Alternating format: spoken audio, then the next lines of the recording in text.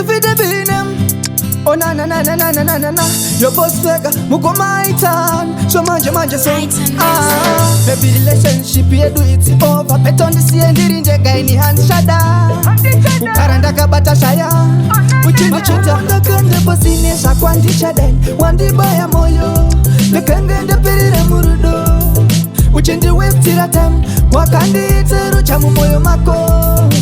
Wandi baya moyo. Lekangende perire murudo. Uchindi westira tem.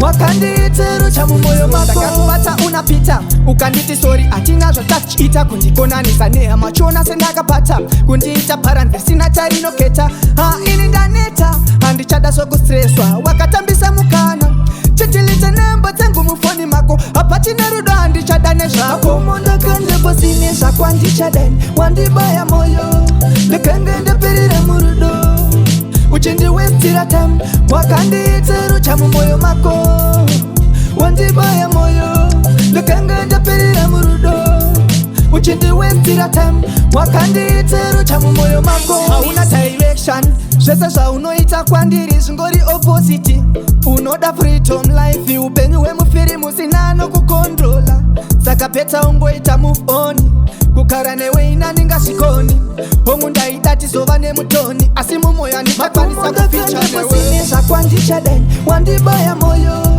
lekangende perire murudo uchindi westira tem wakandi iteru chamu moyo mako wandibaya moyo lekangende perire murudo uchindi westira tem wakandi iteru chamu moyo mako sakakubata unapita ukanditi story atina zva touch ita kundikonanisa neha machona sendakapata kundiita paranze sina tarino keta ini ndaneta handichada soku stresswa wakatambisa mukana chitilite nemba tangu mufoni mako apatina rudo handichada nezvako mondakande posine zvakwandichaden wandibaya moyo lekangende perire murudo uchindi westira tem wakandi iteru chamu moyo mako wandibaya moyo lekangende perire murudo uchindi westira tem wakandi iteru chamu moyo mako